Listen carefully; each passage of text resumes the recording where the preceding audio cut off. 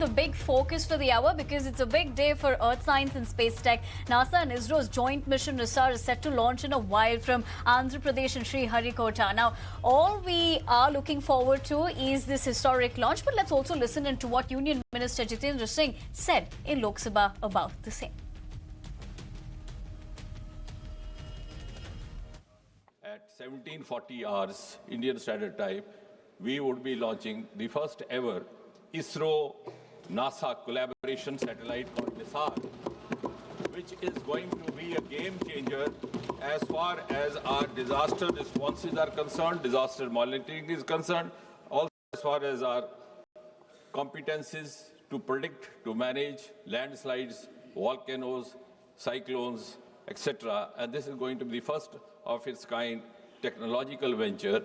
And it will also have the capacity to penetrate through fogs, through heavy clouds, to also dense ice layers, and which would provide us much more ease, not only in the disaster management sector, but also in a host of other sectors like aviation sector, shipping transport, etc., etc. All right, we'll be discussing that further with our guest on the show as well. But before I do that, let's go across to my colleague Roshni, who's standing by to explain it to our viewers what this launch means and its significance. Roshni, very good evening. Of course, all eyes on how this is going to pan out and more importantly, what that means in the larger ambit for India's space missions as well. But what's a quick takeaway that our viewers need to know this evening as far as this launch is concerned?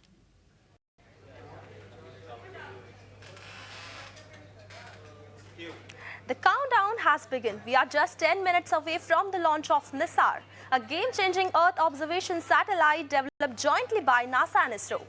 NISAR is set to launch at 5:40 p.m. from Sriharikota aboard the GSLV F-12. It is a 12,500 crore rupees mission, and India's strategic contribution is 788 crore rupees. And that's not just a number, it's an investment in global climate science and disaster response. This satellite will orbit Earth every 97 minutes, scanning the planet's surface every 12 days from tracking glaciers and earthquakes to soil moisture and crop health. Each image is so sharp it can detect changes as small as few centimeters. And here is a first. It carries dual frequency radar, L-band for NASA and S-band from ISRO. This allows it to see through clouds, smoke and even darkness. It weighs nearly 2,400 kilos and will orbit 743 kilometers above Earth. A first-of-its-kind mission using a GSLV for a sun-synchronous orbit. So what does it mean for you and me? So real-time disaster alerts, smart farming, climate planning and free open-source data within 1 to 2 days and near real-time during emergencies as well. And now let's take a look at the visuals of this historic moment as we inch closer to launch.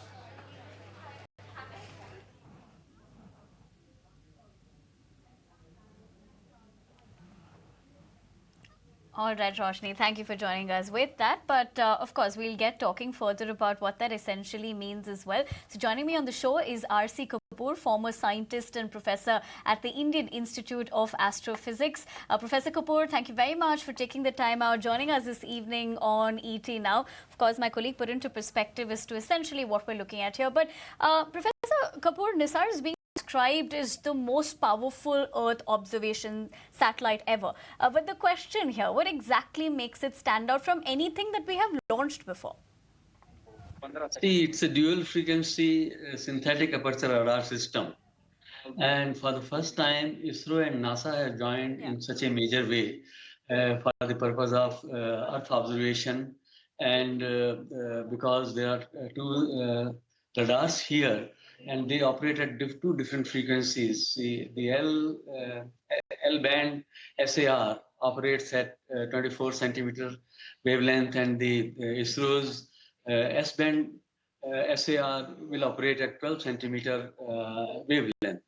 Now the radar, what does the radar do is illuminate a target and receive the signals back.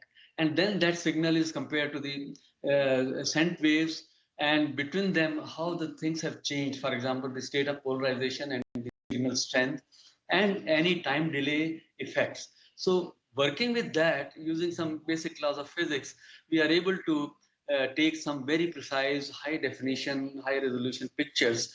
And this today's launch of NISAR or NISAR or whichever way you want to pronounce, it is going to see the Earth every 12 days, the entire Earth.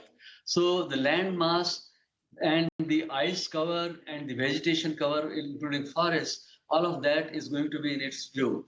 And say there are, in 12 days, there are 6 descending passes, 6 ascending passes, and then the images will be received and then converted. So we are already very close to the launch. And let me just say that it's a Talking wonderful about collaboration that, between the two right. great agencies. Yeah. Absolutely. Wonderful collaboration, and what we're looking at in terms of, space future as well. But given the aspect of what you put into context as well, sharing NISAR's data with the global scientific community, in fact, is a big step. But in your purview, how does that position India in the global space and research ecosystem, which we've, of course, seen evolving with a period of time? In the global terms, NASA and ISRO are almost on par. You see how ISRO has specialized itself in the last 60 years and plus. And NASA, of course, also was formed in 1958. And 4 years later, only INCOSPAR was formed, and we were sounding rockets. Now we are in the process of, we have touched the moon, we have been close to Mars, and now we are trying to send our astronauts in space. So that is a great progress, and NASA has seen that potential in ISRO, and that's brightening the Sriharikota sky. जी हाँ, अभी आपने देखा चारों L40 तथा core booster S139 का सफल प्रज्वलन और GSLV F16 का उत्थापन द्वितीय प्रमोचन मंच से, और ये अपने गंतव्य की ओर बढ़ता हुआ। हम यहाँ कंपन महसूस कर पा रहे हैं मिशन नियंत्रण केंद्र पर। The first stage of GSLV with S139 solid core motor and 4 L40 liquid strap-ons thrusting together. 7,800 kilonewton cumulative thrust. First stage performance normal. Sharwan is in main auto. The day of launch Plus wind 1 biasing minute. program that is fed into the onboard computers helped the rocket to Shah veer 2 is through in the main auto. atmosphere with minimal aerodynamic loads. प्रथम चरण का core booster लगभग 100 seconds तक प्रज्वलित रहेगा तथा L40 चरण 150 second तक प्रज्वलित रहकर शांत हो जाएंगे। तत्पश्चात इसे यान से पृथक कर दिया जाएगा। वर्तमान में सभी तंत्र सामान्य निष्पादन करते हुए और यान अपने अपेक्षित पथ का अनुकरण करता हुआ First जा stage रहा है। performance normal. Currently, the rocket is in open loop guidance. Shar ground station is tracking.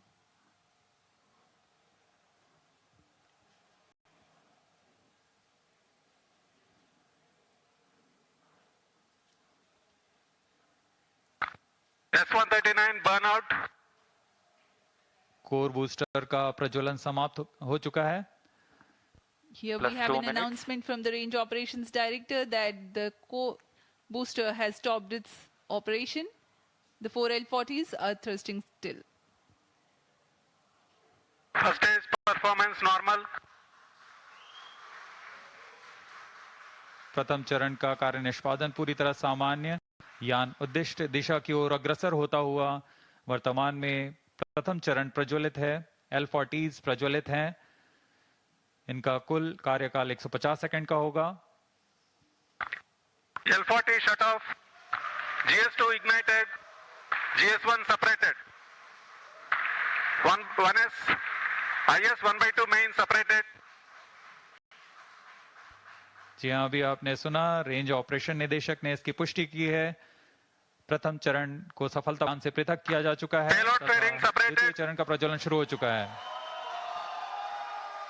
Marking Closed loop the guidance milestone of initiated. the flight, the GS1 has undergone a hot separation and GS2 commenced its operation and thrusting nominally. The payload fairing has also been separated and closed loop guidance has been initiated.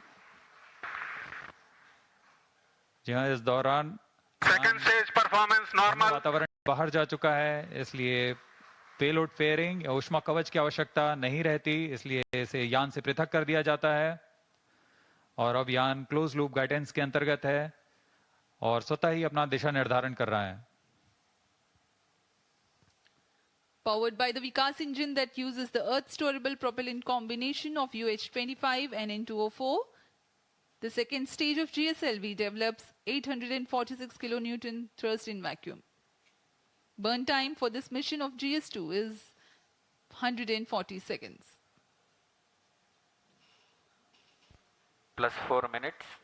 दर्शकों का उत्साह देखते ही बनता है यहाँ पर। सभी Second उत्साहित stage इस प्रमोशन performance को लेकर। normal. द्वितीय चरण सामान्य निष्पादन करता हुआ अग्रसर है अपने उद्दिष्ट कक्षा की ओर।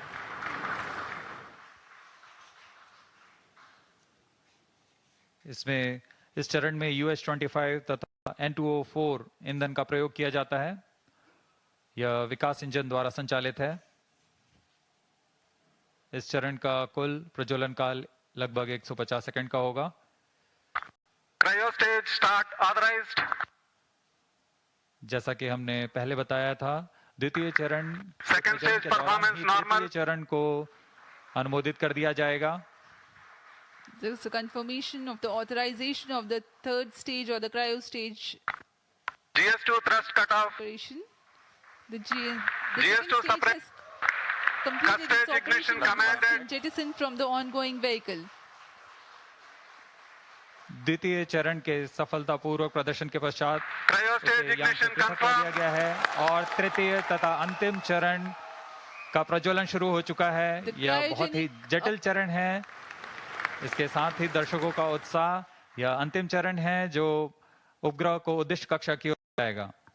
The cryogenic upper stage has commenced its operation. Cryo stage operating at operated level. The CUS stage with CE 7.5 engine with liquid hydrogen as fuel and liquid oxygen as oxidizer with a nominal thrust of 73.55 kilonewton. In this mission, there will be a thrust upratement of 11%, that is Cryo stage performance normal. 81.64 kilonewtons for about 405 seconds. +6 minutes.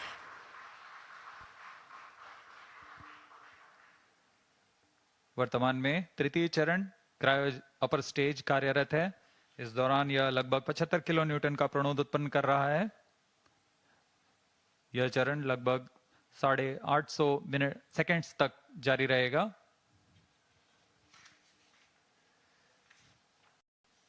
वर्तमान में सापेक्ष गति 3.49 kilometre प्रति second तथा ऊंचाई 514 kilometre की हो चुकी है।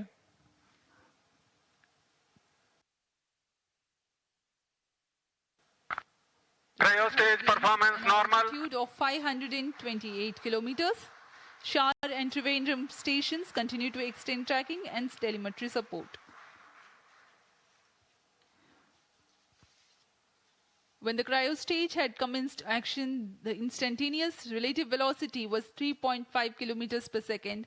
While the end of thrust upratement, it becomes 4.5 kilometers per second. For the next 400 seconds that follow, there is a significant addition in the relative velocity of up to 7.5 kilometers per second.